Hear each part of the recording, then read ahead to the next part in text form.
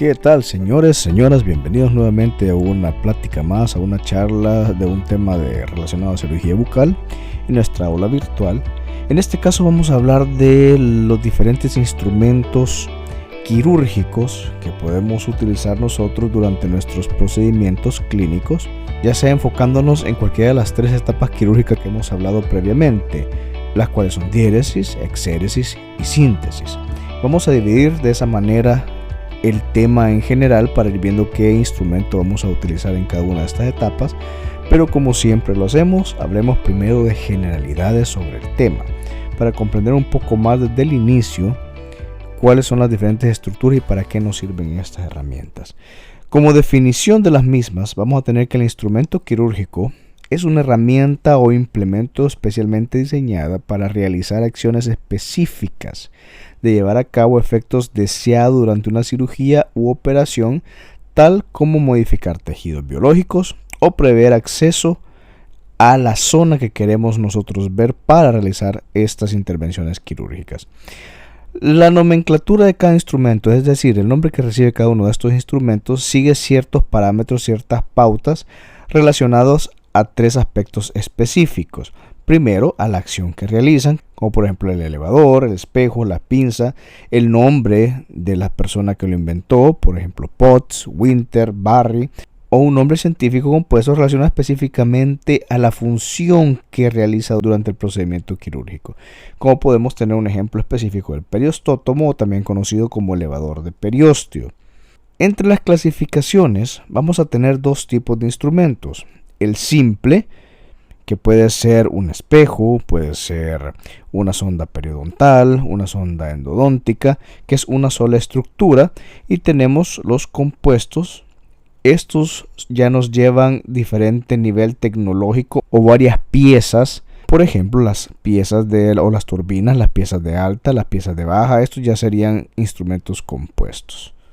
Ahora, a nivel de lo que los caracteriza en cuestión de su morfología, su forma, vamos a tener tres tipos de instrumentos: los de un componente, los de dos componentes y los de componentes compuestos o múltiples. Como vemos aquí en las imágenes, podemos tener el de un componente, siempre mencionando nuevamente el espejo o el explorador endodóntico que tenemos por este lado en la imagen. Tenemos los de dos componentes, que vendrían siendo los forceps o las tijeras, pues tienen dos piezas, las cuales están articuladas para generar su función. Y los de componentes múltiples, pues que ya tienen varias estructuras que los caracterizan para poder hacer sus funciones, como por ejemplo las piezas de alta, los láser y cualquier otro de este tipo de instrumentos que nos ayuden a desarrollar nuestro proceso quirúrgico. Ahora hablemos de las partes del instrumental.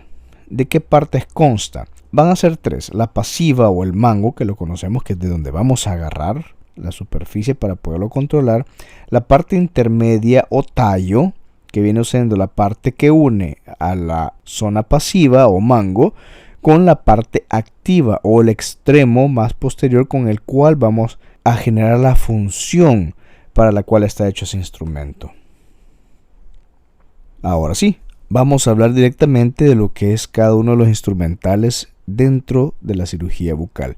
Y como lo dije anteriormente, lo divido en las tres etapas quirúrgicas que ya conocemos: diéresis, exéresis y síntesis o sutura. Empecemos con la parte de la diéresis. Esto incluye en su procedimiento a lo instrumental diagnóstico. Estos son utilizados por el profesional de la salud para poder llevar a cabo una adecuada anamnesis por medio de la exploración intrabucal. ¿Cuáles van a ser estos instrumentos de diagnóstico? Los que conocemos generalmente y ampliamente dentro del resto de nuestras demás áreas clínicas en la odontología: el espejo, la pinza y el explorador. Estos son los que siempre vamos a tener a la mano para generar nuestro diagnóstico adecuado. Ahora, ya directamente hablando del proceso quirúrgico, entonces vamos a tener el instrumental de diéresis per se, que es todo instrumental que utiliza el cirujano para labrarse una vía de acceso a través de los tejidos por medio del uso de elementos cortantes o instrumental accesorio para obtener este fin, el fin de acceder a la zona quirúrgica. Entre estos instrumentos ya específicos para producir el proceso de diéresis, vamos a tener la jeringa carpule, el separador Minnesota, el mango de bisturí con sus respectivas hojas, las cuales las que más utilizamos es la 15, la 15C y la 11 para cortes más finos, y obviamente los diferentes calibres de aguja que vamos a colocar dentro de nuestra jeringa carpule. Tenemos también la parte del periostótomo, tenemos la pinza Axón, que esta puede ser dentada o sin dientes o lisa. La dentada obviamente presenta un mejor agarre, una mejor tracción de los tejidos, pero suele ser un poco más traumática. Tenemos las tijeras de Mayo curvas o rectas. Las curvas nos ayudan para hacer acabados un poquito al final de los procedimientos, adelantándonos un poco, para generar un mejor corte a nivel de tejidos blandos. Más sin embargo, también las partes romas, porque también las tenemos con punta o romas, y la parte roma nos ayuda a separar o a debridar la parte de los tejidos superficiales, separar lo que es la mucosa de la submucosa en ciertos procedimientos. Y por último tenemos acá las cánulas, que observamos 3 calibres. La verde va a ser siempre la que nosotros vamos a utilizar para cirugías por el diámetro interno del mismo, que puede incluso absorber ciertos coágulos dependiendo del tamaño, no muy grandes. Más sin embargo, la azul y la blanca se van a limitar para el área de endodoncia, pues sus diámetros son bastante delgados y son fácilmente obturables con coágulos de sangre o tejido libre que pueda haber durante el procedimiento quirúrgico que estemos nosotros realizando. Pasemos entonces a la parte del instrumental de exéresis.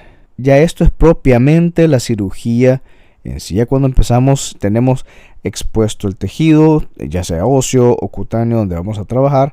Entonces ya este procedimiento es la parte del exéresis, que es retirar todo lo que queremos retirar en este proceso quirúrgico. Todo aquel instrumental utilizado por el cirujano para la excisión, que les menciono yo, recesión o separación quirúrgica del órgano dentario o tejido que forme parte del cuerpo humano. Eso es lo que nosotros conocemos como el proceso de exéresis. ¿Y qué instrumental vamos a utilizar en este caso?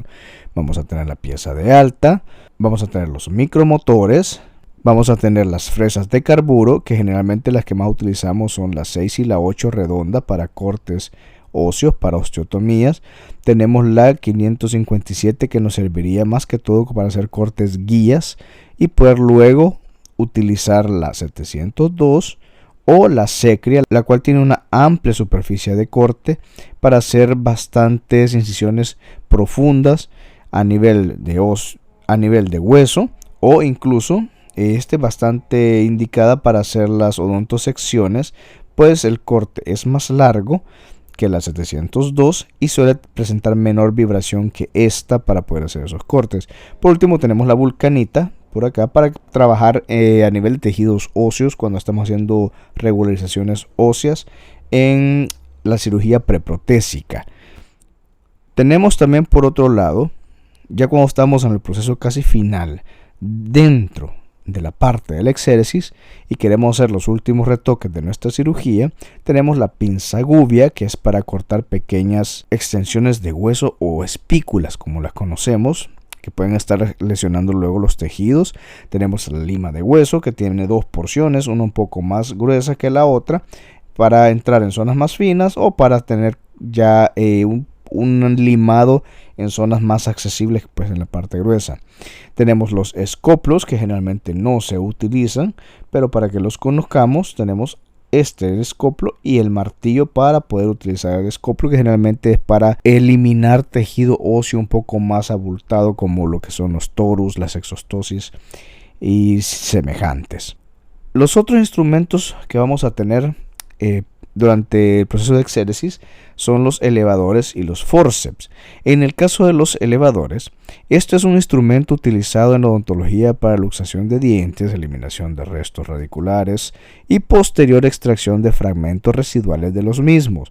Pueden clasificarse en 4 tipos: los rectos, que pueden ser planos o acanalados, en banderas, en forma de S, que es una variación de los que tenemos en bandera, pero con cierta angulación que vamos a ver más adelante, y los de forma de T, que conocimos como Barry, Pot o Winter. también los vamos a mencionar un poco más adelante. Vamos a ver uno por uno. Los elevadores rectos. Estos elevadores tienen el mismo eje del mango, o sea, van directamente rectos. Acuérdense de la parte del mango, la parte del tallo y la parte activa.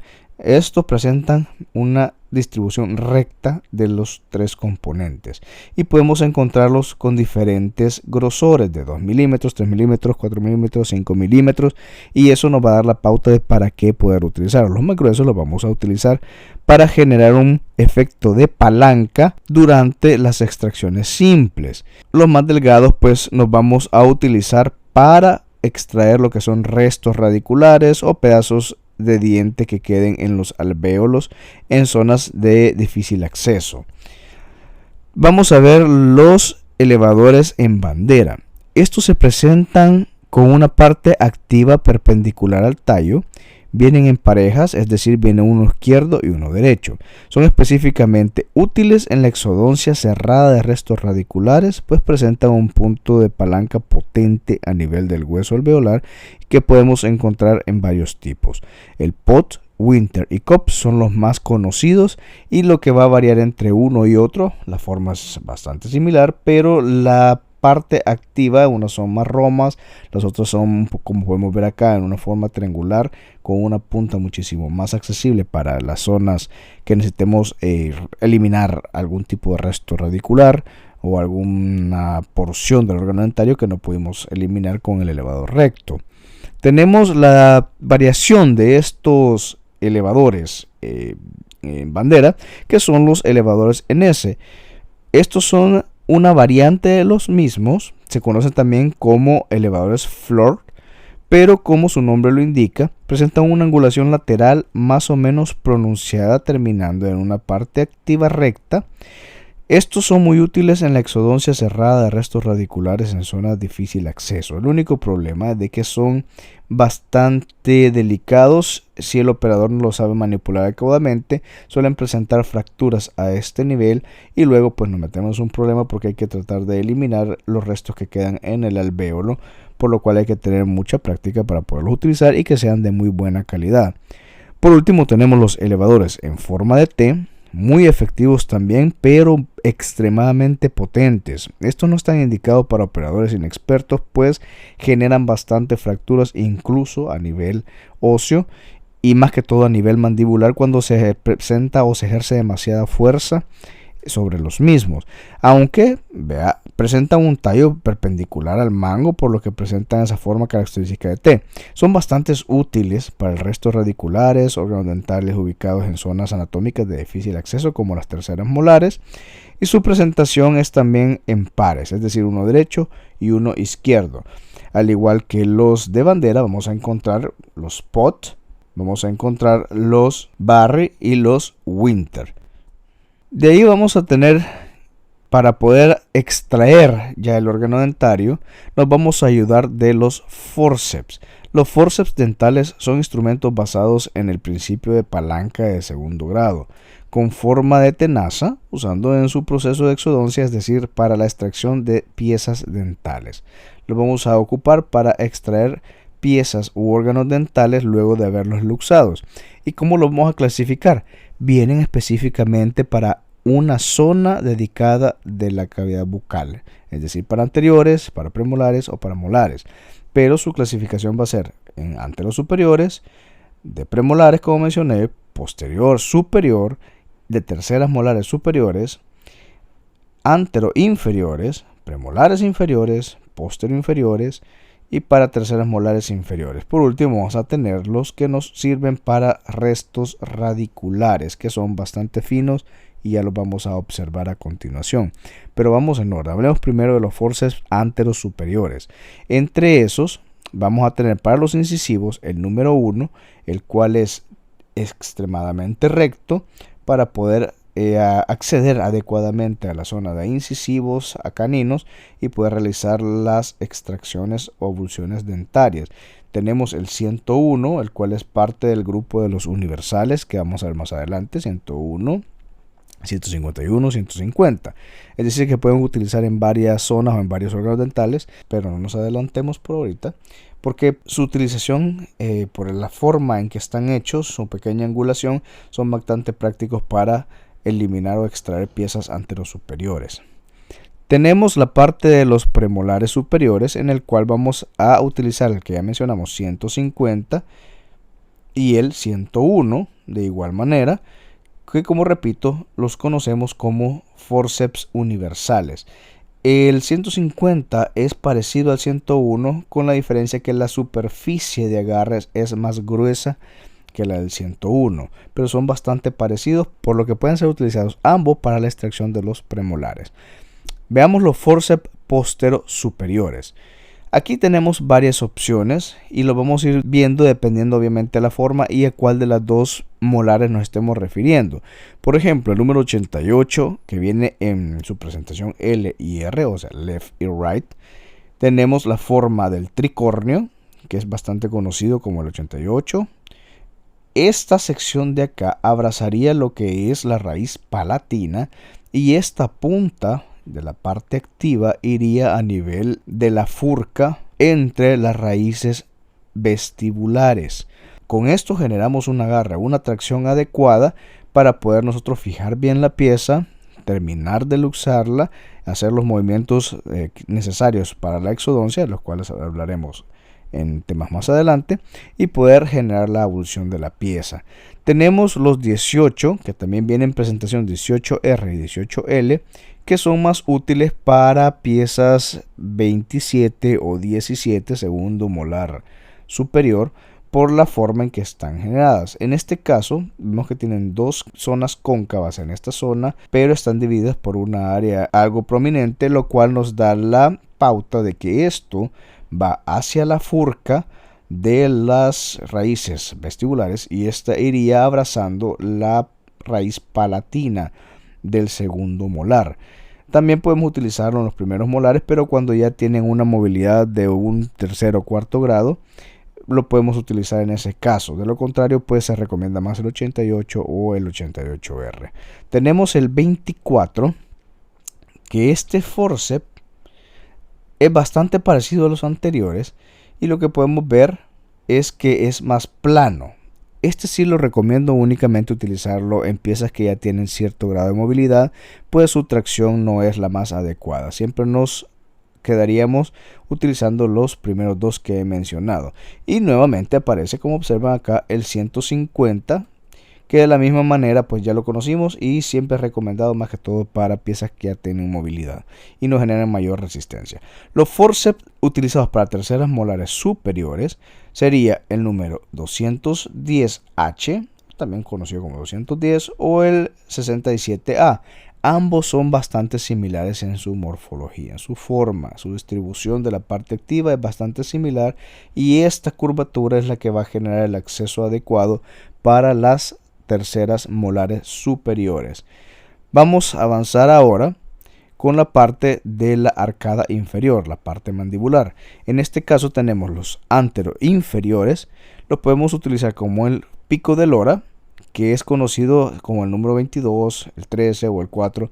Esto es importante saber que dependiendo la zona geográfica o el fabricante, pues puede ponerle varios números. Entonces generalmente hay que saber identificarlos por su forma para poder saber cuál es la numeración, la nomenclatura que recibe cada uno de estos instrumentos, pues puede variar en varios casos, a excepción del 101, el 150 y el 151, que en todo caso tienen variaciones angulares, más sin embargo sí son conocidos universalmente con esa nomenclatura.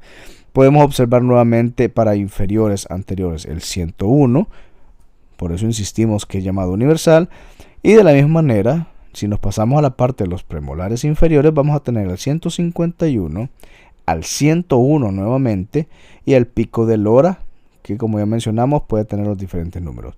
Ahora, ¿cuál es la diferencia entre el 150 y 151? Es a nivel del mango, presenta una concavidad, la cual les va a dar la pauta de hacia dónde van, si es para piezas superiores o inferiores. La concavidad siempre va dirigida hacia la palma de la mano, señores, para que ustedes sepan en realidad cómo agarrar este instrumento y la diferencia entre el 150 y el 151, la dar la pauta esa característica en específico. Hablemos entonces, ya para ir casi que terminando con esta plática, con los forceps póstero inferiores. En este caso, para la primera molar, por su distribución de dos raíces y que una va hacia mesial y otra distal, vamos a tener el forceps número 16, que es este o el cuerno de chivo, el cual tiene estas puntas, las que vamos a dirigir a nivel de la furca de esta pieza para tener ese agarre que les mencionaba y poder hacer la tracción adecuada. Vamos a tener el número 15, el cual se asemeja un poquito al que hablamos del 24 para piezas pósteros superiores en la forma de la parte activa, pero con la diferencia que aquí ambos presentan los canales que mencionamos con su elevación característica para poder lo mismo afianzar adecuadamente la furca en ambos lados de la molar. Y nuevamente pues utilizar el 151 en caso de piezas que no presenten mayor resistencia, pues ya tienen movilidad o enfermedad periodontal. Tenemos el forceps de terceras molares, que en este caso es el número 222. Muchas personas también lo utilizan para las terceras molares superiores, más sin embargo está hecho específico, está diseñado para ser utilizado con terceras molares inferiores. Entonces hay que tomar en cuenta eso. Se puede utilizar, no digo que no se pueda utilizar, más sin embargo no es para lo que fue creado. Para eso está el 210. Y nos vamos con los últimos, que son los forceps de restos radiculares. En este caso volvemos a la diferenciación de nomenclatura, que podemos encontrar el mismo con diferente nomenclatura dependiendo del fabricante, dependiendo de la zona geográfica a donde nos encontremos, pero son el 69, el 65 y el de tipo bayoneta, que lo podemos encontrar como 51, 250, 65 u otros tipos de nombres o numeración que podemos darle o que el fabricante le puede dar a cada uno de ellos. Pero conozcámoslos de esta forma. Tenemos lo mismo, esta curvatura que les menciono les va a dar la pauta hacia dónde lo tienen que agarrar. Esto es lo que va a la parte cóncava, a la palma de la mano. Y tenemos una punta bastante fina para poder acceder adecuadamente al alvéolo y retirar los restos radiculares que pueden haber quedado o residuos de órganos dentarios en la misma zona. Y acá tenemos el de bayoneta, que tiene prácticamente la misma función. La angulación es diferente y a pesar que lo podemos utilizar para zona mandibular, generalmente está creado, o la idea es estar creado para poder retirar restos radiculares o residuos del órgano dentario en la parte maxilar por la angulación que presenta el mismo. Ahora vámonos a la parte final, la parte de la síntesis. Entonces, ya terminando de hacer nuestro procedimiento quirúrgico, nos vamos a ayudar de los siguientes instrumentos: la cureta Lucas para hacer un legrado adecuado del alvéolo y de evitar que queden algún tipo de residuos o tejido necrótico en la zona. Vamos a irrigar potentemente con una jeringa hipodérmica con solución salina o con gluconato de clorhexidina. La pinza portaaguja, la cual se diferencia de la pinza de Mayo o la pinza hemostática en que esta es más gruesa y más grande para evitar que se doble o se altere la parte activa de la misma.